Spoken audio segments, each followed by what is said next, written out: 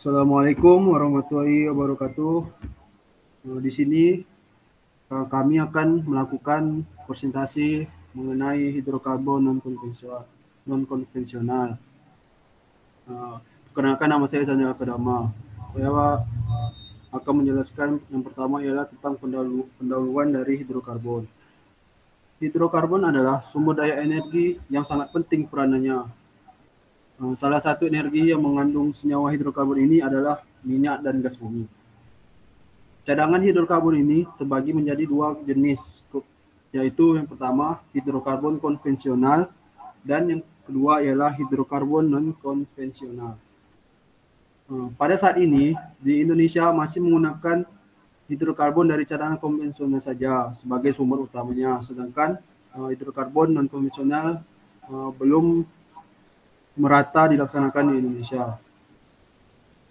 Selanjutnya saya akan membahas tentang hidrokarbon non-konvensional. Apa itu hidrokarbon non-konvensional? Hidrokarbon non-konvensional adalah istilah yang biasanya digunakan untuk merujuk kepada reservoir dengan permeabilitas yang sangat rendah yang menghasilkan gas bumi.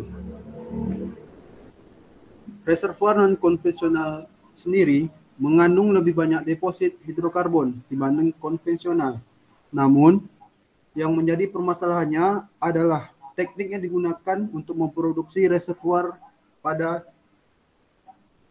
reservoir non-konvensional ini harus ditangani dengan khusus dan harus melalui studi yang lebih lanjut lagi.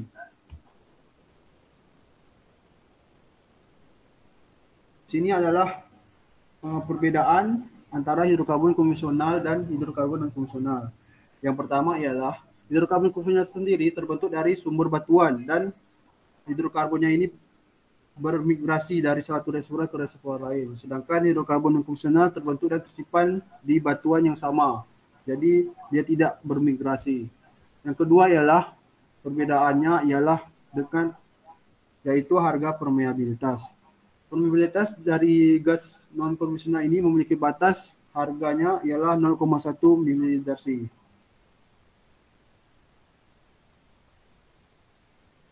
Baiklah, selanjutnya ialah jenis hidrokarbon non-konvensional. Nah, contoh dari hidrokarbon non-konvensional ini adalah yang pertama ialah shale gas, yang kedua oil shale, yang ketiga coal based methane, yang keempat gas hidrat, yang kelima tight sand gas or oil. Di sini adalah gambar perbedaan dari konvensional hidrokarbon dan unkonvensional hidrokarbon. Kalau konvensional hidrokarbon, kedalaman dari reservoir tersebut tidak terlalu dalam. Sedangkan yang unkonvensional hidrokarbon, yang pertama ialah kita harus melakukan pengeboran yang lebih dalam dan harus lebih teliti lagi dalam melakukan pengeboran. Baiklah, selanjutnya masuk jenis dari hidrokarbon non-konvensional. Yang pertama ialah shale gas. Shale gas ini adalah gas alam yang diproduksi oleh lapisan shale. Shale adalah batuan sedimen yang terdiri dari partikel berukuran lanau dan tanah liat dengan karakteristik laminar planar. Batuan shale seringkali disebut dengan batuan serpih. Shale gas tidak membutuhkan migrasi karena batuan induk dan batuan reservoirnya sama, seperti yang disebutkan tadi di perbedaan hidrokarbon konvensional dan non-konvensional. Selanjutnya, shale gas ini kaya dengan material organik dan mencapai kematangan. Selain itu, berfungsi sebagai batuan induk juga. Pada kondisi dan tipe tertentu mampu berfungsi sebagai reservoir gas disebut dengan shale gas. Eksplorasi sel hidrokarbon menggunakan beberapa parameter, yaitu yang pertama ialah total organic carbon, yang kedua tingkat kematangan maturity, yang ketiga ialah sifat getas atau brittle. Eksplorasi sel hidrokarbon menggunakan total organic carbon, di mana lapisan sel memiliki potensi sel gasnya dengan nilai TOC lebih besar dari 0,5%. Sedangkan untuk tingkat kematangan dari sel gas ini tingkat kematangannya harus nilainya lebih besar dari 1% untuk gas. Sedangkan untuk sifat brittle-nya harus memiliki kandungan kuarsanya lebih besar dari 40%. Baiklah, terima kasih. Selanjutnya presentasinya akan dilanjutkan dengan rekan saya. Silakan. Baik. Assalamualaikum warahmatullahi wabarakatuh. Perkenalkan, nama saya Hilal Hamdi. Saya akan melanjutkan presentasi dari rekan saya mengenai hidrokarbon non konvensional. Selanjutnya, contohnya itu oil shale. Oil shale adalah minyak bumi yang berasal dari batuan. Shale oil disebut sebagai minyak unkonvensional karena letak dari shale oil berbeda dengan minyak konvensional. Berikut gambar dari oil shale sendiri. Dapat dilihat bahwasanya oil shale itu bisa disebut juga minyak unkonvensional. Oke, selanjutnya minyak bumi konvensional diketahui biasanya ditemukan di cekungan lapisan bumi pada kedalaman sekitar 800 meter atau lebih. Sedangkan shale oil terdapat di lapisan dari pori-pori dan celah bebatuan atau shale formation pada kedalaman 1.500 meter di bawah permukaan bumi. Untuk mengeksploitasi shale oil dapat digunakan dua jenis teknologi, yaitu pertama teknologi horizontal drilling, di mana teknologi horizontal drilling ini adalah drilling yang biasa digunakan, seperti misalnya kita melakukan pengeboran dengan secara horizontal. Selanjutnya ada teknologi hydraulic fracturing, di mana hydraulic fracturing ini adalah perekahan lapisan batuan dengan pompa hidrolik yang bertekanan tinggi. Jadi dia menggunakan pompa hidrolik. Selanjutnya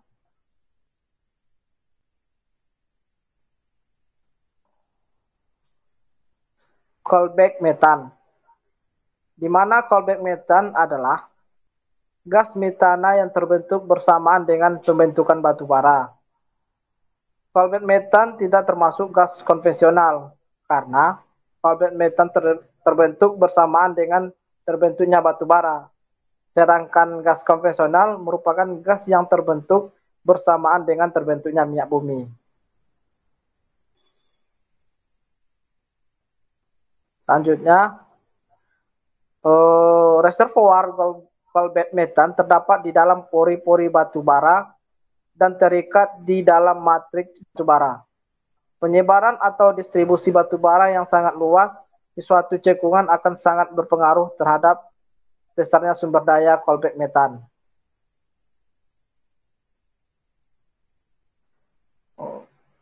Baik, di sini ada gambar callback metan. Dapat dilihat beberapa lapisan yang dimana tanda panah warna hitam itu callback metan, warna biru air, dan warna coklat itu reservoir. Di sini dapat dilihat bahwasanya aliran callback metan dari bawah dialirkan melalui pipa. Jadi callback metan itu secara vertikal. Baik, terima kasih. Mungkin penjelasan saya sampai di sini. Selanjutnya akan dijelaskan oleh rekan saya. Pada rekan saya, persilakan. Baik, terima kasih. Saya akan melanjutkan ini presentasi dari Hilal Hamdi. Nama saya Arjun Anggara Putra. Saya akan melanjutkan tentang gas hidrat. Gas hidrat atau metan hidrat merupakan suatu material padat yang terbentuk dari susunan molekul air dan gas yang terperangkap di dalam struktur kristal hidrat atau cathed. Gas hidrat berpotensi terbentuk pada daerah yang memiliki temperatur rendah dan tekanan tinggi seperti pada daerah kutub dan daerah laut.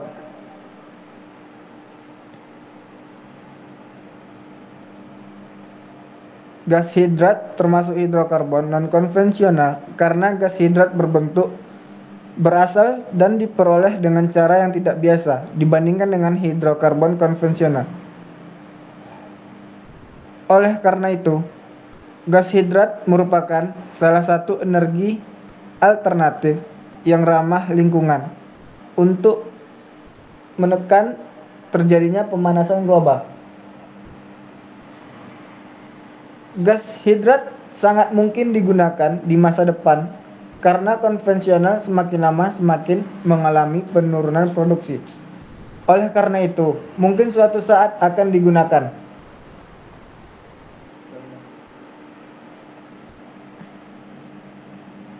Dan selanjutnya itu adalah tight gas. Tight gas adalah istilah yang umumnya mengacu pada reservoir dengan permeabilitas rendah yang umumnya memproduksi dry natural gas. Akibat rendahnya permeabilitas yang dimiliki tight gas sense menyebabkan gas sulit untuk bermigrasi sehingga sulit mendapatkan laju produksi konstan yang ekonomis.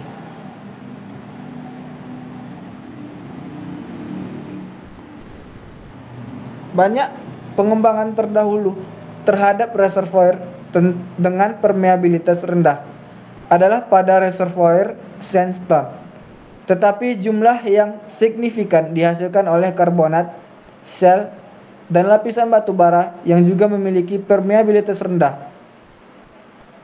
Saat ini, tight gas merupakan relatif lebih mudah diproduksi dibandingkan dengan jenis reservoir gas non-konvensional lainnya seperti CBM dan shale gas.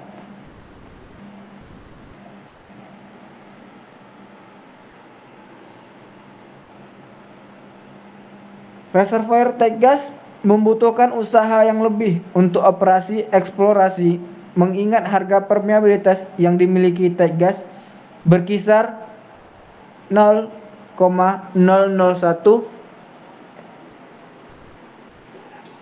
milidarcy sampai 0,1 milidarcy. Permeabilitas yang kecil ini mengurangi kemampuan batuan untuk mengalirkan gas ke sumur.